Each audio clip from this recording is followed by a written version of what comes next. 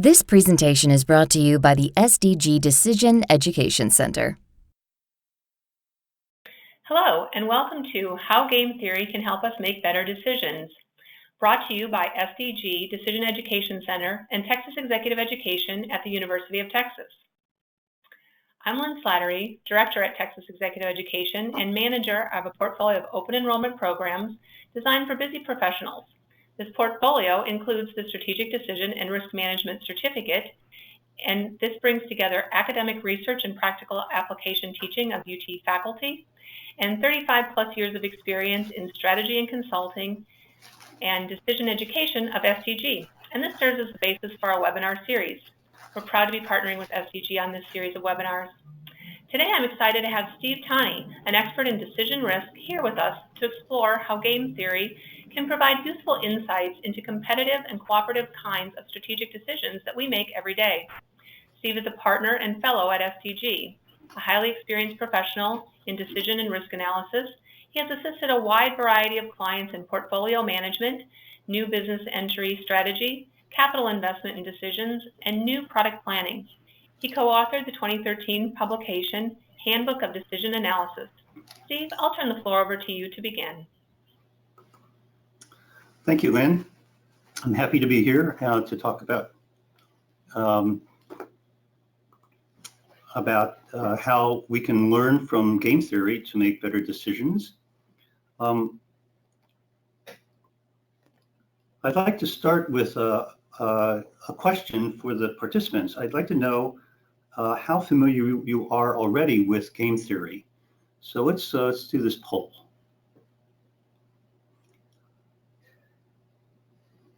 If you respond on the screen that's in front of you, not familiar at all, slightly familiar, somewhat familiar, moderately familiar, or extremely familiar,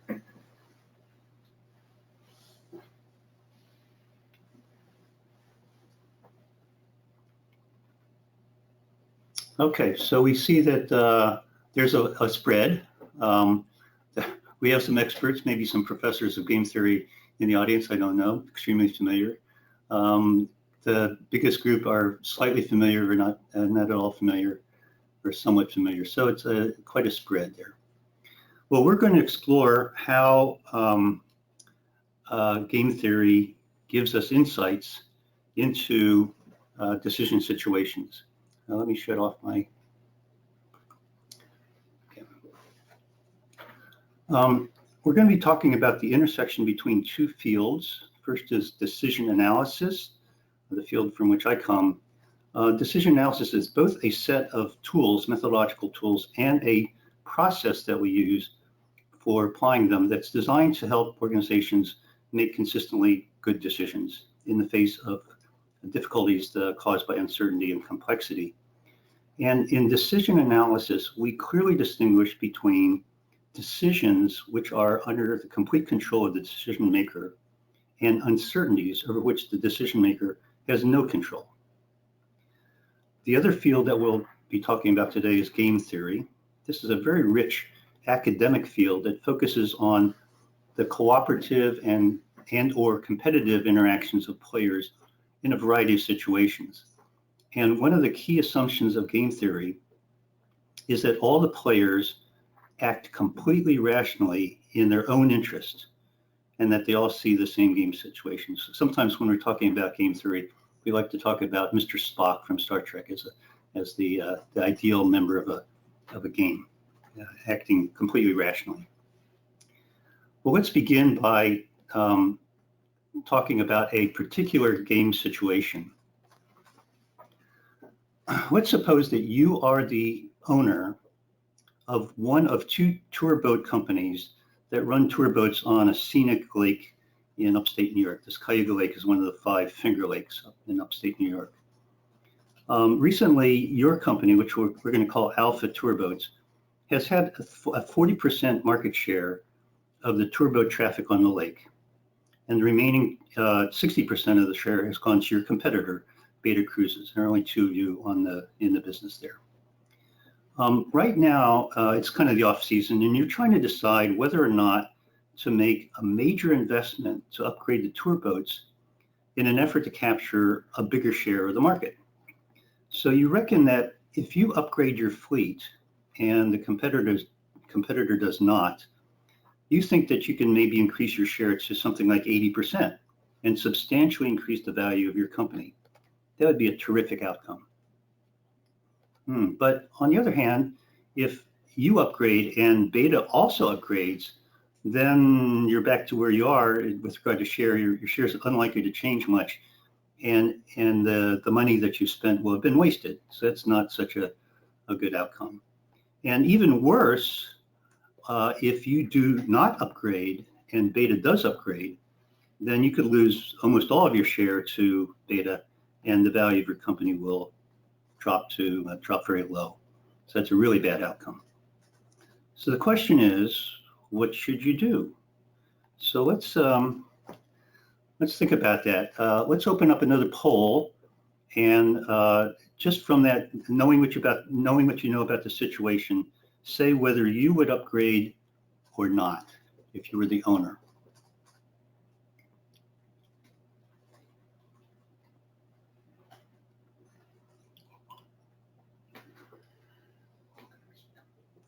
Okay, so of course the possible responses are yes, I'll upgrade, no, I won't, or I just don't know. It depends on what beta does. Oh, okay, so 65% of the respondents say they would upgrade. Only 4% say they would not upgrade. That's interesting. And 31% just don't know whether or not to upgrade. Okay, well, let's explore this decision situation and see what both decision analysis and game theory tell us about it. From a decision analysis perspective, one thing we would do, I think, is draw a decision tree. Decision tree lays out the combination of choices that the decision maker makes and the uncertain events out there that are important. In this case, for the decision, it's whether or not to upgrade. Alpha's decision is do not upgrade or upgrade, and it's represented at the left part of the tree with a square node, which we use as a convention as designating a decision point. And then in either case, the other event that's important is whether or not beta upgrades, no or yes. And it's shown as a little red circle. A circle in the convention is a point of uncertainty. So this tree lays out the 4 possible scenarios that are important in the decision. And then off to the right of the tree, you can see the value to alpha of that combination of events. We call those outcomes, the 4 possible outcomes. So if both companies do not upgrade, then the value to alpha, let's say, is $10 million. That's kind of the current value of the company. If alpha does not upgrade, but beta does upgrade, that's the scenario where alpha loses almost all its share, and its value plummets down to $2 million. The bottom half of the tree, if alpha does upgrade and beta does not, that's where alpha gets the gain in share at 80%, and let's say alpha's value goes up to $15 million in that case. And then finally, the last outcome is if both alpha and beta upgrade, then their share kind of stays the same, but they lose value because they've made this investment that doesn't pay off in any market share gain. So the tree lays out the 4 possible outcomes, and we're missing something. We're kind of missing the likelihood in alpha's mind that beta will upgrade or not. So alpha sits and thinks about it, and after some time says, well, I believe there's a 60% chance that beta will not upgrade. Now, where'd that 60% come from? Well, it depends on the information that alpha has about beta. You know, they've been in the same business for a while. They probably know each other. The 2 owners probably know each other and their tendencies and so on and so forth. So it's kind of complicated, but the 60% probability is a expression of alpha's uncertainty, or the owner of alpha's uncertainty about what beta will do. Okay, so now with the probabilities on the tree, all we do is some calculation. We can calculate the probability weighted average value of each possible choice for alpha. On the top, a 60% chance of 10 plus a 40% chance of 2 turns out to be an expected value of $6.8 million. The bottom of the tree, 60% chance of 15 and a 40% chance of 5 is a $11 million probability weighted average value. And so according to the tree, the decision tree, alpha should upgrade because $11 million is better than $6.8 million from alpha's perspective. Before going on, I just want to pause here and point out that you notice that the probability that alpha puts on what beta does is the same whether regardless of what alpha does. That is, the probability that beta doing nothing is 60% if alpha does nothing, and it's 60% if alpha upgrades. That's not necessarily, it's not necessary that those probabilities be the same. If for example, if what alpha does becomes public information to beta, then beta might respond, and so the probabilities might be different. And we'll kind of get into that situation in a little bit later. Let's look now at how game theory would look at the same situation. And it's going to be a tree. We call this a game tree, not a decision tree. Has almost the same structure as the decision tree. It lays out what alpha does and it lays out what beta does.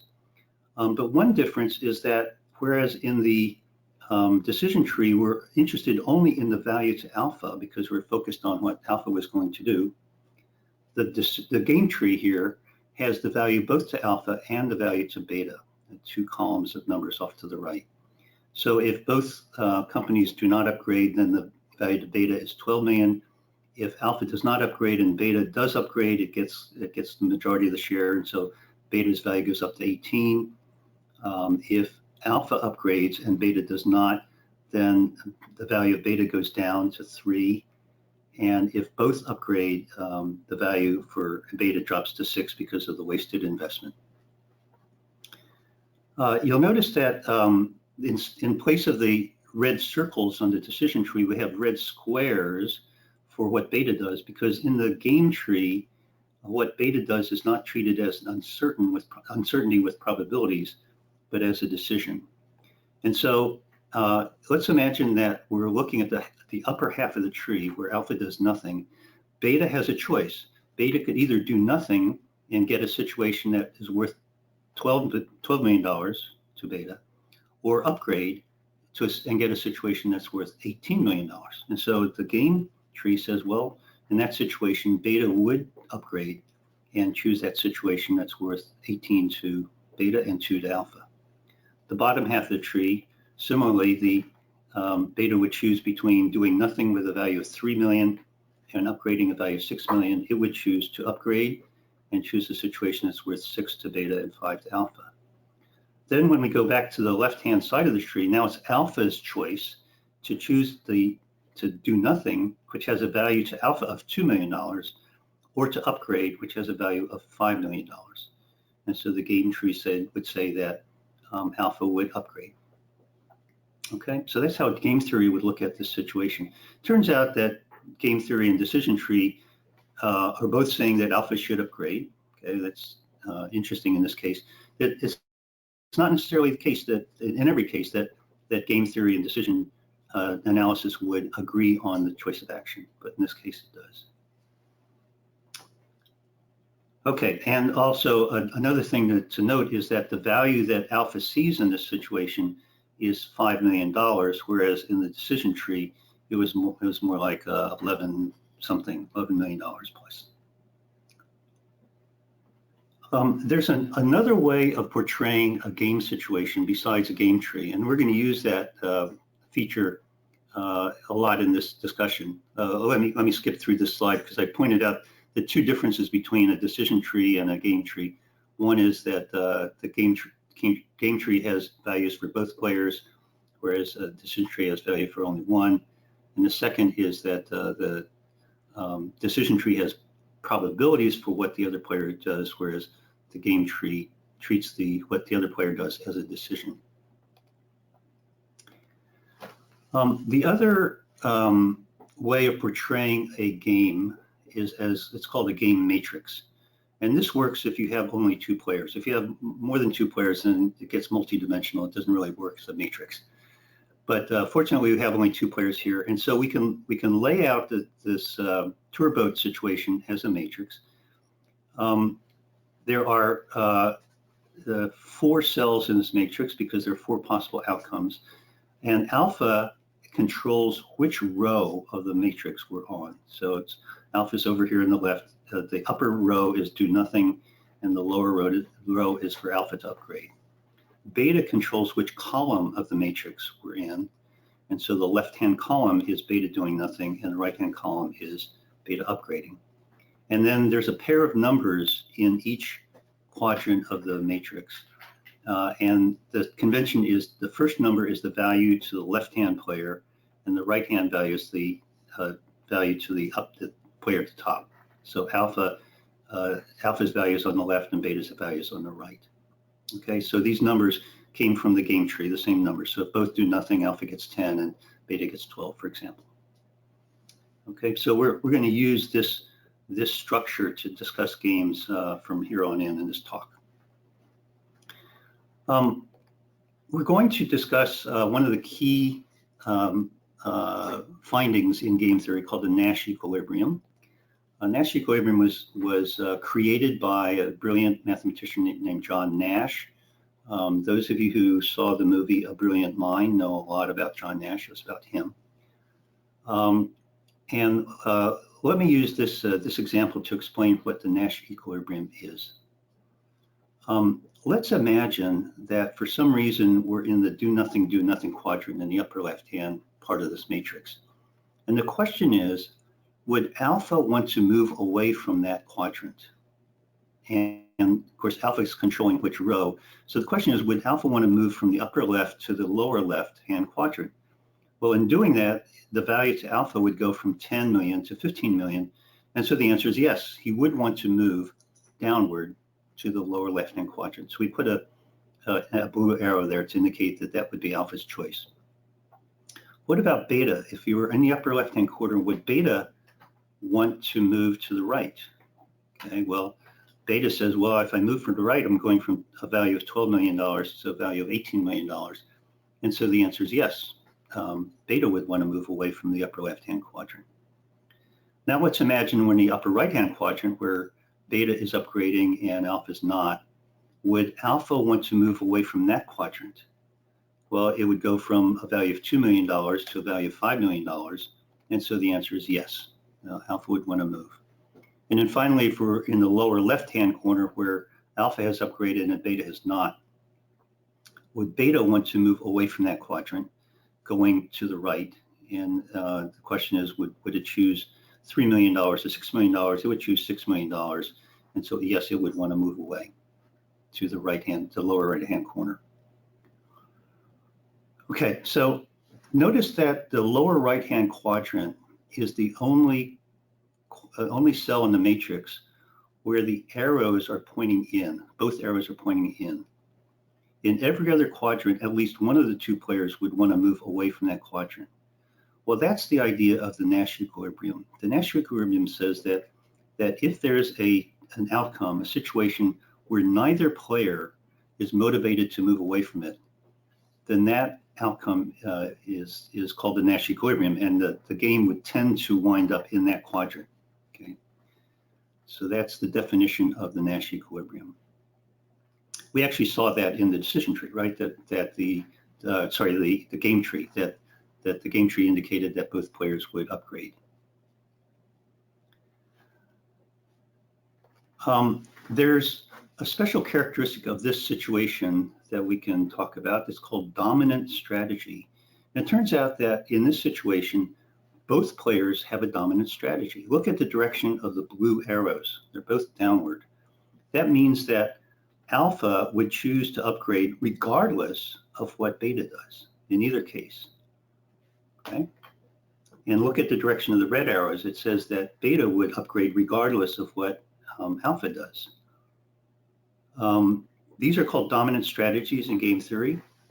In decision analysis, what we would say is that the value of information to one of the players about what the other player is doing is 0 in this case. That it does not help the player make the decision to know what the other player is doing in this particular situation. Okay, not all games have this structure, of course, but in this one it does. There's another characteristic of this situation that is very interesting, I think, and that is that the game is likely to wind up in this lower right-hand corner where both players have upgraded, and they're sitting there and they're looking at the upper left-hand quadrant, wondering why didn't we wind up there? You know, we're both worse off, or we've both made this big investment and have the same market share as before. Why can't we somehow agree to stay in that upper left-hand corner where we're both better off? All right. Well, let's imagine that one calls the other on the telephone and says, you know what, you know, we're in a situation where if we both don't upgrade, we'll be better off. Why don't we just have a gentleman's agreement to not upgrade? How about that? And of course they'd say, of course, right? Well, what's going to happen? Well, one or the other or both of them are going to be highly tempted to say, well, the other guy's not going to upgrade, so I am, because it's going to be much better for me. Okay, so it would probably not work. Okay. There is a way, however, to get to this upper left-hand quadrant, and that is to have a binding agreement, a legally binding agreement. Let's say that both sides sign a contract saying that if either side upgrades their fleet, that they are legally bound to make a contribution of $10 million to some charity. Okay. Well, if you put that into the game matrix and you do the calculations, you discover that the Nash equilibrium has switched now from the lower right hand to the upper left hand. Okay, just the way the numbers work out. From a decision analysis perspective, this is really surprising, I think. This is one of the insights, I think, where that game theory can give to decision making. Who would, in the decision analysis world, would have thought, well, in this situation, what they should do is hire a lawyer to draft this agreement that both sides sign.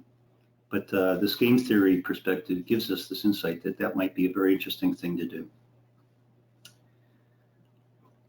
Okay, let's go on. Before I move away from this game, those of you who did study game theory, I'm sure, learned about a game called The Prisoner's Dilemma. It's the one thing that I remember from studying game theory in my statistics course way back when. It turns out that the Prisoner's Dilemma game is exactly the same as the tourboat game. It has a Nash equilibrium that turns out to be bad for both players, and yet without a signed contract, they can't somehow both avoid that bad outcome. Let me talk now about a form of game called sequential games. The tourboat game that we just talked about is we call a simultaneous game where each player makes a choice not knowing what the other player's choice is. Okay, that's called simultaneous. Sequential is where one player can make a choice knowing in advance what the other player has done.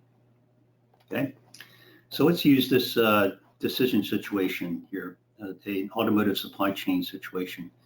So there's a automotive manufacturer called Big Bear Motors that has used for many years a trusted supplier for its transmissions called Gear World.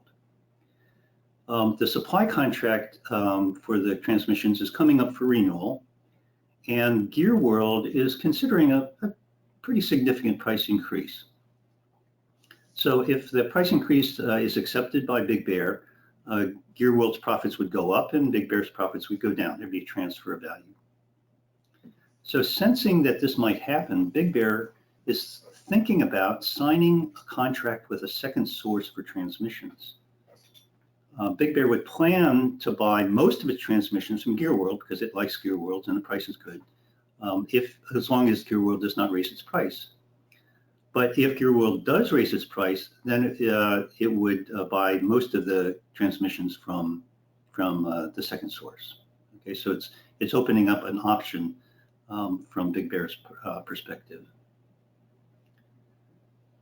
And let's see, if Gear World does not raise its prices, then Big Bear would still take most of its transmissions from Gear World, would take a small percentage of the transmissions from the second source, and so its profits would go down because it'd be paying slightly more for transmissions, and Gear World's profits would go down because it would lose a little bit of share to the second source.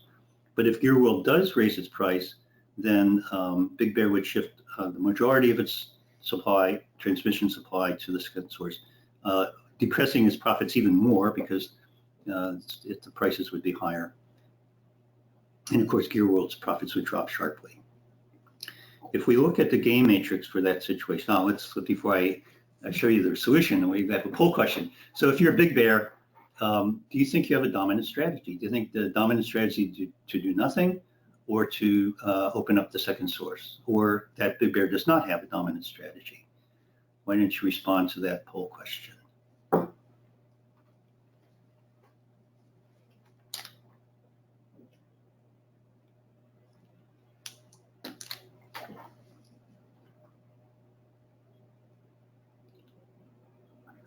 People are doing a lot of calculations, I think, here. Okay, all right, so looks like most of the participants think that Big Bear should open up the second source, and only about a quarter of people think that there is no dominant strategy. That kind of depends. Well, let's see what game theory tells us about this. So here's the game matrix for the situation. If both players do nothing, if Big Bear does not open up the second source and Gear World does not raise prices, then let's say the value to Big Bear is 20 million and the value to Gear World is 5. If we go down, if Big Bear does open up the second source and Gear World does not raise its price, then the profits for Big Bear go down a little bit from 20 to 18, and the profits for Gear World go down a little bit from 5 to 4. Okay. If we go from the upper left to the upper right, where Big Bear does not open up its second source and Gear World raises its prices, then there's that shift of value from Big Bear to Gear World, where Big Bear's value goes down from 20 to 15, Gear World's value goes up from 5 to 10. And then finally, if we wind up in the lower right-hand quadrant where Big Bear has opened up the second source and Gear World has raised its prices so that Big Bear is getting most of its transmissions from the second source, then Big Bear's profits go down to $13 million and Gear World's profits value goes way down from goes way down to $1 million.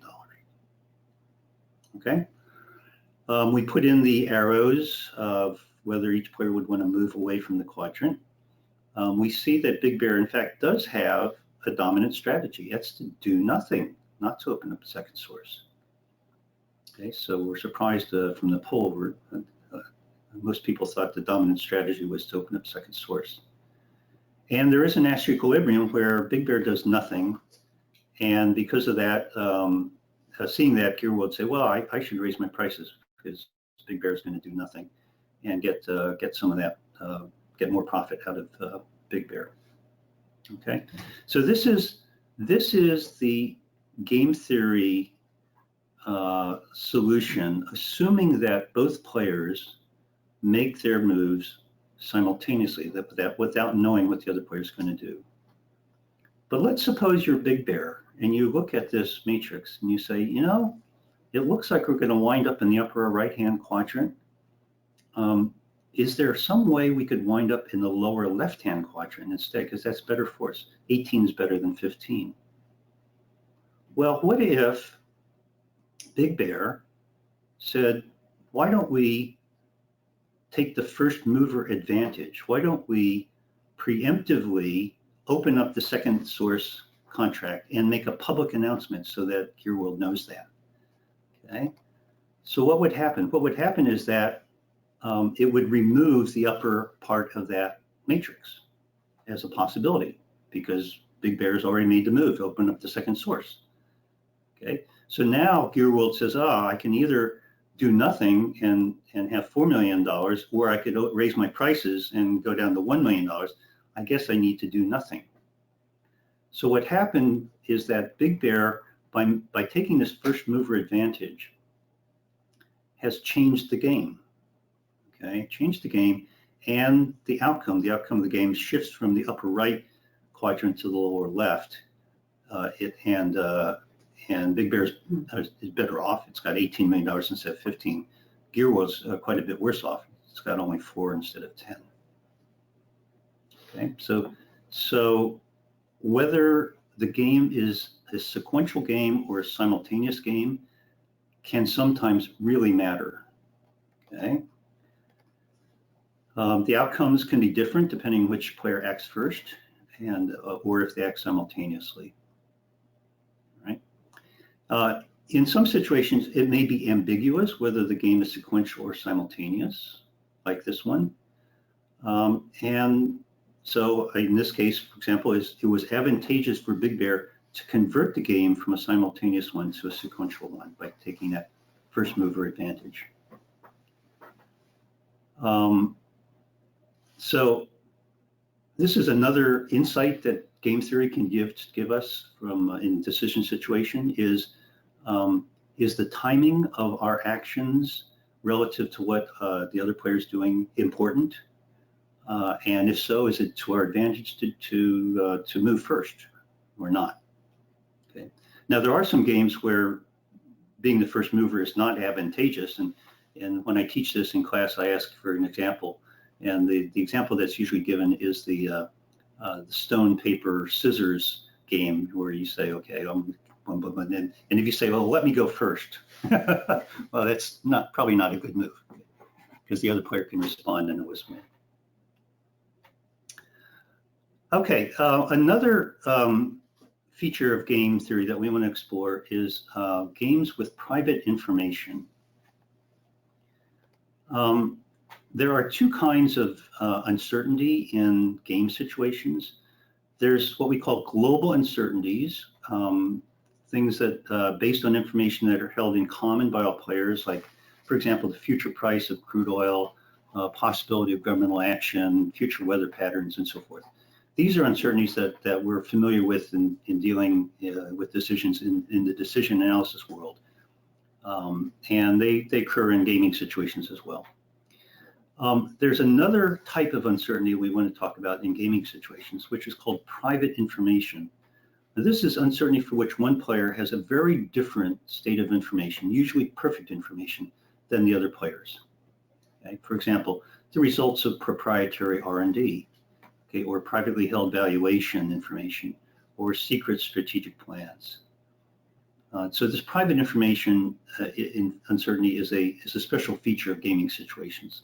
And let's explore how it plays out in game theory. So here's yet another example situation. There's a company called Ajax Corporation that's trying to decide whether or not to enter a new geographic market. Ajax has a main competitor named Zeus, and Ajax knows that Zeus is also considering entering that same market. And we're going to assume in this discussion that these decisions must be made simultaneously, not sequentially. Now, Ajax knows that the current product line that Zeus has is far inferior to its own. And so if both companies enter this market with their current products, Ajax would make a nice profit and Zeus would lose money. But Ajax also knows that Zeus has been working on the development of a new product line using new technology that, if it's successful, would be far superior to Ajax's current product line. So in that case, if they both enter the market, Zeus would make a lot of profit and Ajax would lose money. Now, if either company is the only entrant in the market, it would make more profit than if both companies enter. That makes sense. So clearly, in this situation, Zeus knows whether or not it has a superior product line, but Ajax does not know. It's uncertain about it. The question is, what should Ajax do? Should Ajax enter the market or not? So I think we have a poll question there. So what would you vote? If you were in the decision board for Ajax, would you vote to enter the market or not, given that situation? Yeah, it should say, should Ajax enter the market? Yes, no, I don't know.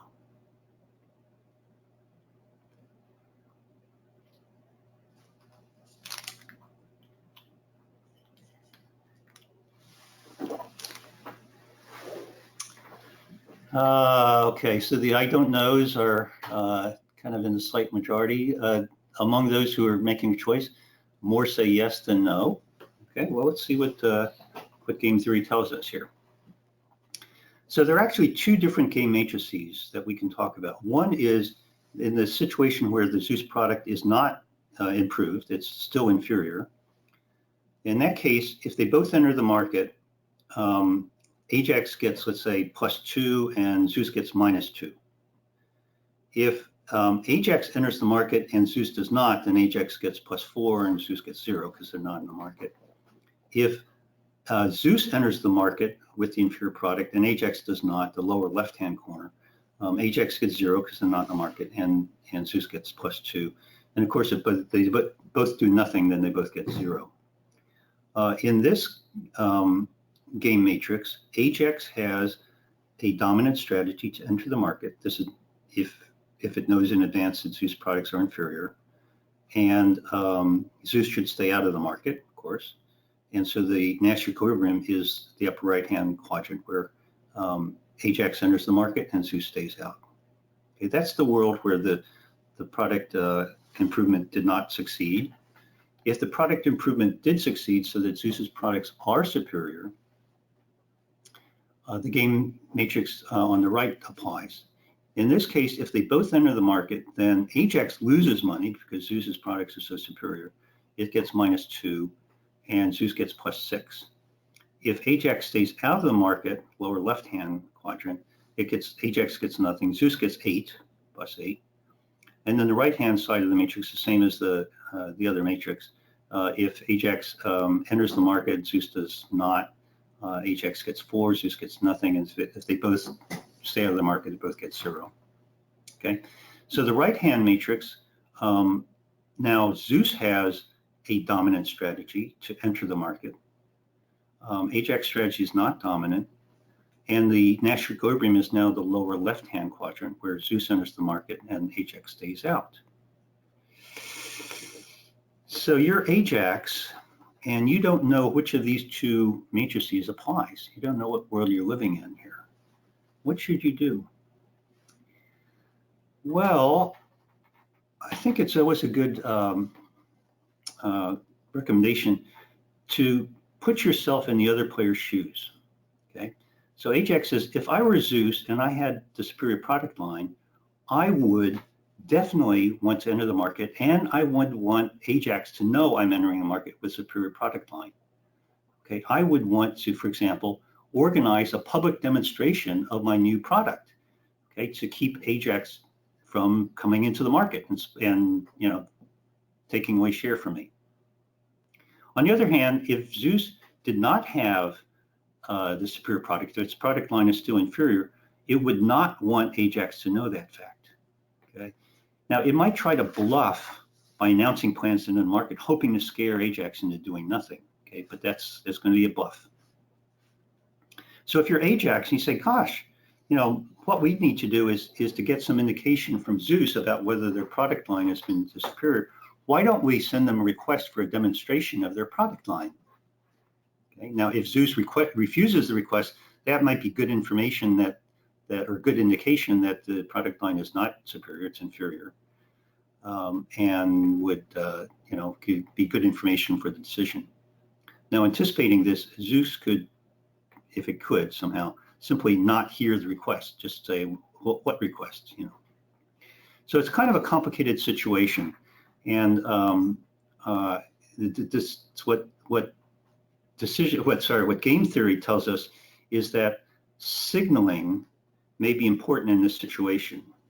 A signal is an action taken with the express purpose of trying to influence the action of other parties. Okay, so for example, organizing a public demonstration of my product line, that's a signal to the other side to affect what they're going to do. A signal might be truthful, or it might be intentionally misleading. Okay? And not sending a signal may itself be a signal. Okay, so Zeus not announcing a public demonstration of its product line may be a signal that it doesn't have a good product line. Okay, so that's another signal.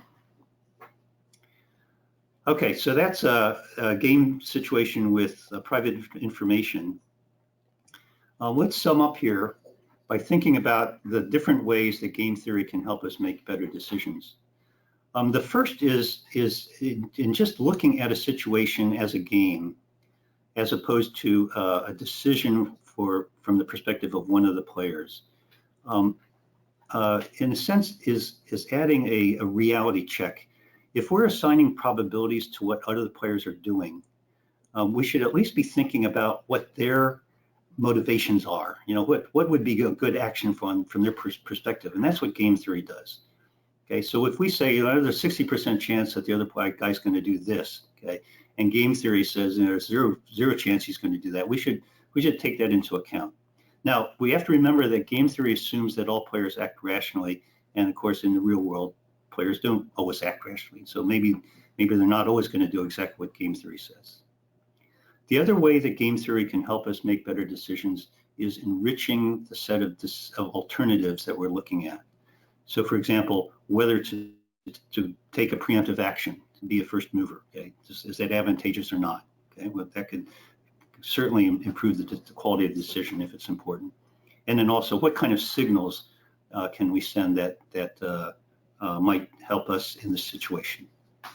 Okay, so there are a number of different ways that game theory can help us make better decisions. So I think I'll leave it there and turn it back over to Lynn.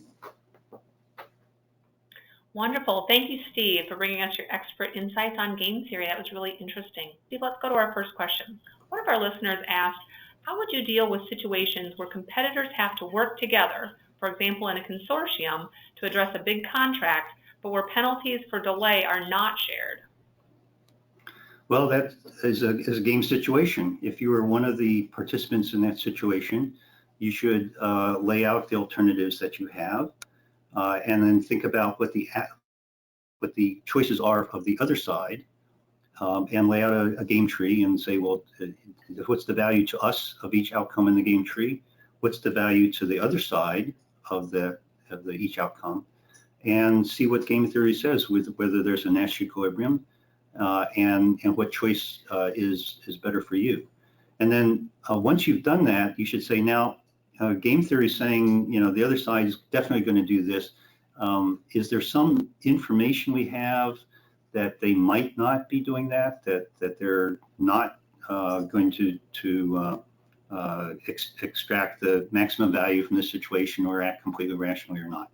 But I think that the game theory would help us think about the value of each outcome to each player, and therefore what's likely to happen. Wonderful. Now, another question that was asked was, very often everything is business related is treated as a zero-sum game. Is there truth to that? And if so, when? And maybe when it's not true? Yeah, well, not every game is a zero-sum game. Some are. If you remember the game tree where you had the value to each player for every outcome, a zero-sum game is where the sum of those two outcomes, the sum of the two values of the players, is the same for every outcome. It's just a matter of dividing up the pie. Okay. Well, we saw, for example, in the tour boat decision that the sum of the values was different from across the outcomes, and so that was not a zero-sum game. Synergies and dyssynergies can apply that change the situation away from a zero-sum game. Wonderful. I have one more question I'm going to try to sneak in here. All right. How practical is game theory if you have more than two players? Game theory applies to multiple players. The game matrix doesn't work so well, but you can draw a game tree. You can imagine, let's say, 3 players. You have 3 columns of values off to the right, the value to each of the 3 players for each outcome. And then at points in the tree where a choice is made, it's the choice made by one of the 3 players. And so it works. It works fine. Of course, if you're thinking about 20 players or something, then it gets a little bit more complicated. But certainly more than 2 is possible within game theory.